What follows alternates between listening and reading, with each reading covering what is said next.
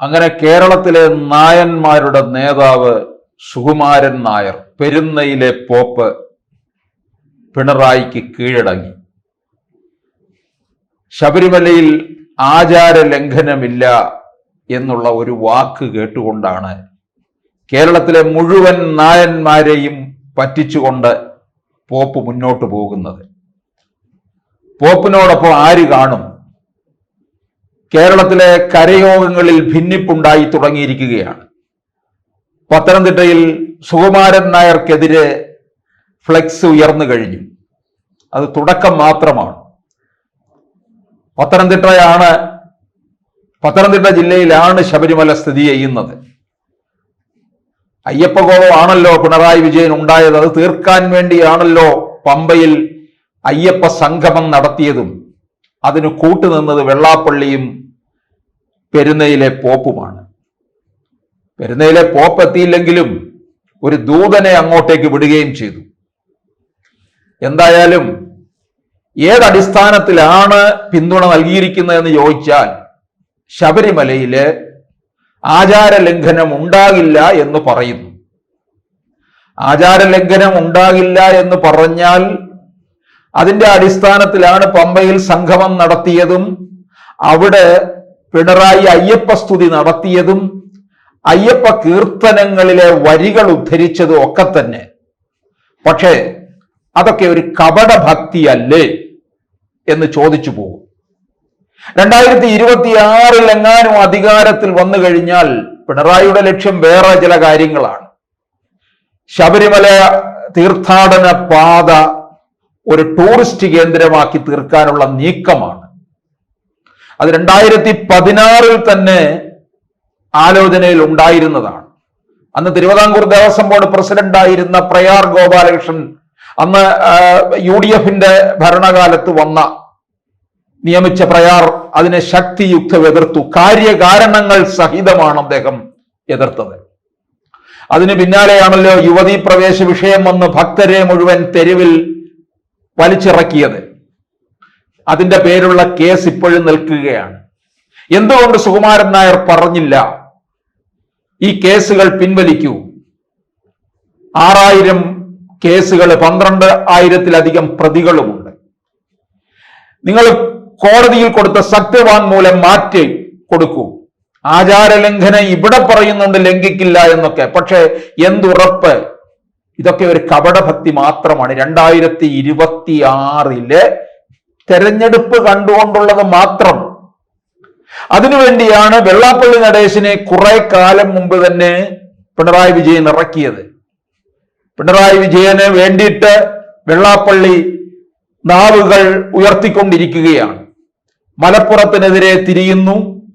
അവിടെ നിന്ന് ഇനി ഒന്നും കിട്ടാനില്ല എന്നുള്ള സ്ഥിതി മനസ്സിലാക്കി കഴിഞ്ഞപ്പോൾ കേരളത്തിലെ ഹൈന്ദവ വോട്ടുകൾ മുഴുവൻ സമാഹരിക്കണം. BJP-യിലേക്ക് പോയ SNDP-യുടെ വോട്ടുകൾ, NSS-ന്റെ വോട്ടുകൾ, ഇതൊക്കെ സമാഹരിക്കണമെന്നുള്ള ലക്ഷ്യത്തോടു കൂടിയാണ് പമ്പയിൽ നടന്ന സംഗമം.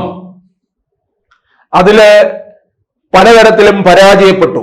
മറിച്ച് പന്തളത്ത് നടന്ന സംഗമം വൻ വിജയമായിരുന്നു എന്ന് പറയുമ്പോൾ അവിടെ കൂടിയ ആൾക്കൂട്ടം ആരായിരുന്നു?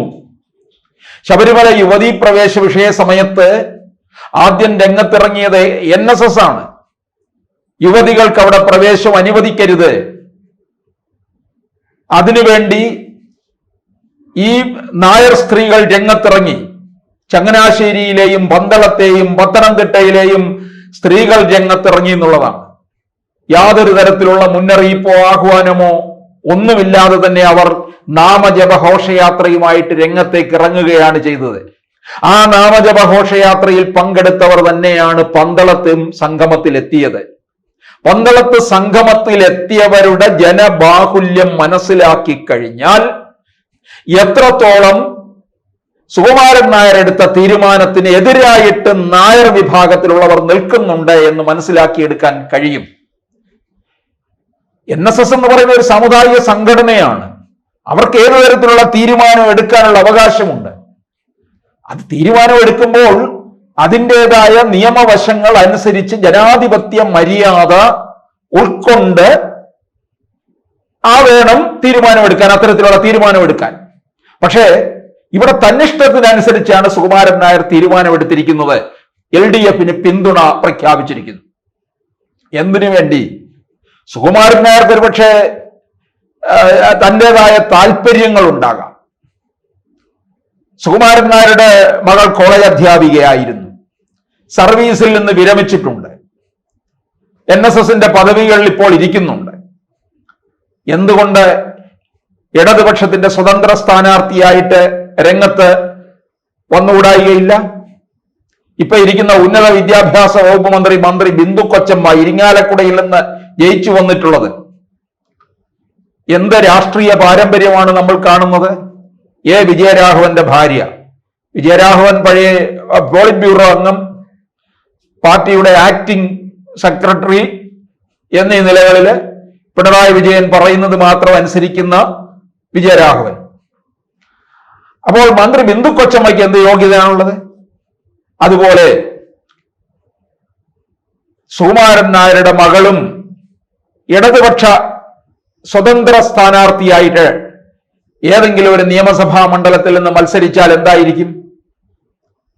ജയിച്ചു വരുന്നു, LDF അധികാരത്തിൽ വരുന്നു, ഒരു മന്ത്രിസ്ഥാനം കിട്ടിയാലോ സുകുമാരൻ നായർക്ക് സന്തോഷമല്ലേ? നായന്മാരുടെ മുഴുവൻ ആവശ്യങ്ങളും പരിഗണിച്ചു എന്ന് അദ്ദേഹം പറഞ്ഞ് കേരളത്തിലെ നായന്മാരെ മുഴുവൻ രോമാഞ്ചം കൊള്ളിപ്പിക്കും. ഒരു കാലത്ത് അങ്ങനെയൊക്കെ ആയിരുന്നു. പക്ഷെ ഇനിയിപ്പോൾ കേരളത്തിലെ നായന്മാരെ അങ്ങനെ രോമാഞ്ചം കൊള്ളിപ്പിക്കാമെന്ന് സുകുമാരൻ നായർ കരുതേണ്ട. ഈ കാപട്യങ്ങളെല്ലാം തന്നെ അവർ മനസ്സിലാക്കുന്നുണ്ട്.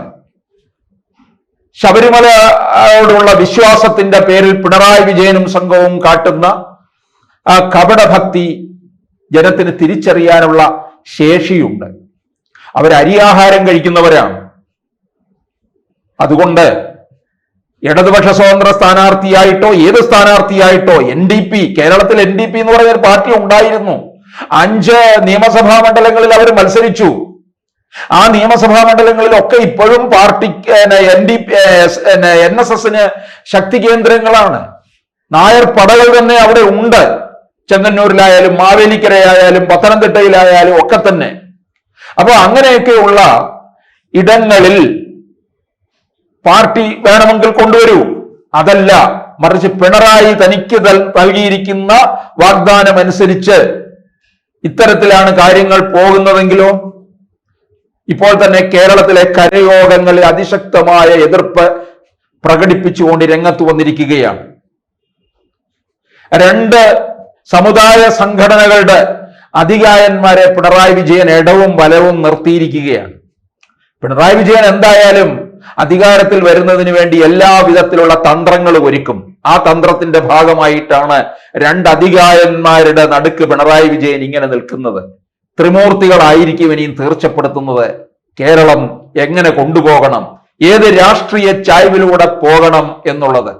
ശബരിമല എന്ന് പറയുന്നത് ചൂഷണം ചെയ്യാനുള്ള ഒന്നല്ല, മലയാളക്കരയുടെ ആത്മീയ ഔന്നത്യമാണ് എന്നറിഞ്ഞിരുന്നാൽ നന്നായിരിക്കും.